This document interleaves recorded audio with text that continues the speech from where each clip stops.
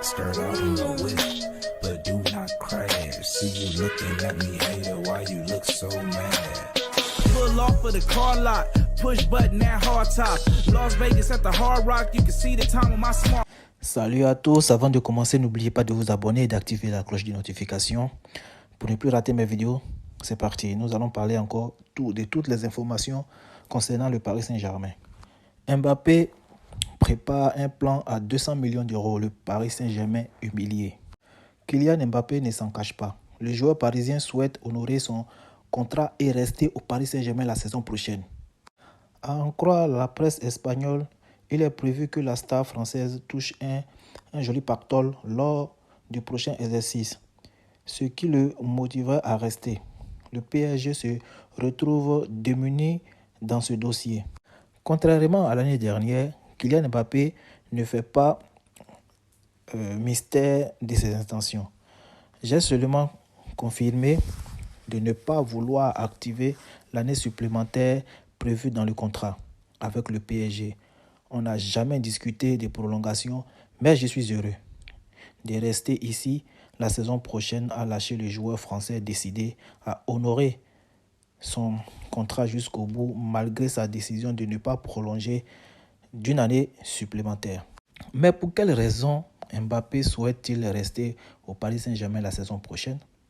Les médias espagnols Révélo pensent connaître la réponse.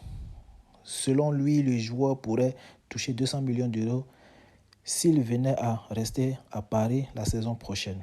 Prime plus salaire. Le Paris Saint-Germain est désarmé dans ce dossier. De son côté, le PSG ne dispose pas d'une énorme marge de manœuvre dans ce dossier. Nasser El Khelaifi lui a lancé un ultimatum, mais rien n'oblige le joueur à quitter la capitale cet été. Surtout que le Real de Madrid souhaite l'attendre 2024 avant de le recruter. Une solution radicale serait de le laisser sur le banc durant l'intégralité de la saison. Mais cette décision pourrait plonger le Paris Saint-Germain dans une crise importante. C'est ce que je disais tout à l'heure.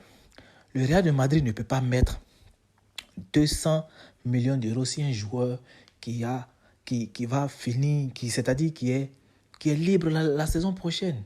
C'est impossible qu'un club met 200 millions d'euros sur un joueur qui sera libre la saison prochaine. Et aussi Kylian Mbappé, il campe sur sa position.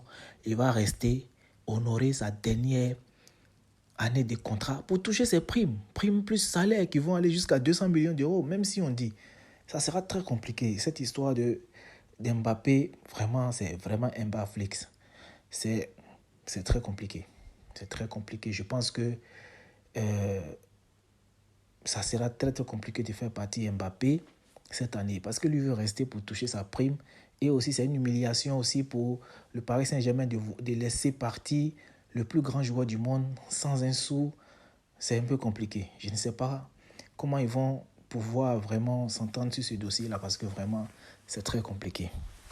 Maintenant, nous allons parler de la question des gardiens de but parce que le Paris Saint-Germain compte recruter un nouveau portier cet été pour le mettre en concurrence avec Donnarumma et aurait coché le nom de 6 gardiens, dont David De Gea et Hugo Lloris. On l'a appris cette semaine, le nouvel entraîneur du Paris Saint-Germain, Luis Enrique, voudrait recruter un gardien numéro 1 bis pour concurrencer Donnarumma la saison prochaine. Alors que le nom de David De Gea, libre de tout contrat cet été, après la fin de son aventure avec Manchester United, est déjà sorti dans la presse.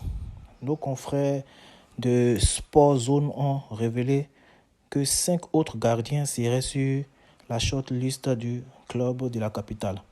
Il y a Hugo Lloris, il y a De Gea et tout ça. Moi, je pense que vraiment qu'il faut garder...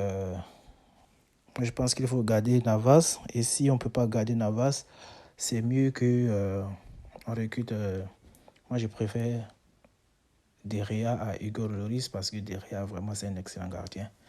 Mais aussi, par rapport à l'adaptation et tout ça, il faut recruter Hugo Lloris. Moi, je préfère Hugo Lloris parce qu'il va s'adapter le plus rapidement possible. Et puis, c'est un Français et tout ça. Qu'est-ce que vous en pensez, vous?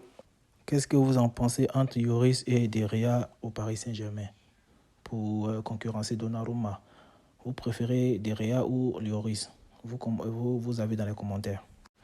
Nous continuons avec Harry Kane qui refuse de signer au Paris Saint-Germain. Il n'a pas aimé le projet du Paris Saint-Germain, il ne veut pas signer au Paris Saint-Germain. Et aussi l'Atlético de Madrid qui est intéressé par Marco Verratti. Et Diego Simeone et compte beaucoup sur Marco Verratti pour son entrejeu à l'Atlético de Madrid.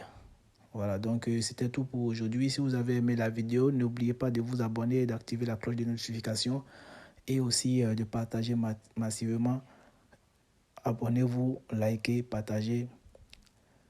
Ciao, ciao.